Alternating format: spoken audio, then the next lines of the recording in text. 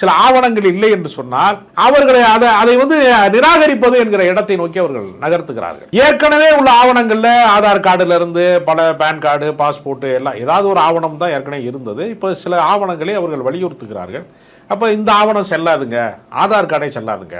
நான் ஆதார் கார்டு தான் எல்லாம்னு சொன்னாங்க கொஞ்சம் காலத்துக்கு முன்னாடி. இப்ப ஆதார் கார்டுலாம் செல்லாதுங்க என்று சொல்லக்கூடிய இந்த விதிமுறைகளை அவர்கள் மாற்றிக்கொண்டே இருக்கிறார்கள். இதற்கு பின்னால் ஒரு உள்நோக்கம் இருக்கிறது.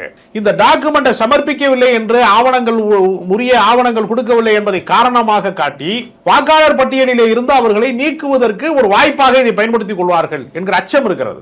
அதுலயே அவங்க என்ன செய்யறாங்கன்னா, இப்ப மழைக்காலம் தொடங்க போகிறது. ஏற்கனவே மழைக்காலத்துல தான் இருக்கா, நவம்பர் மாதம் அது.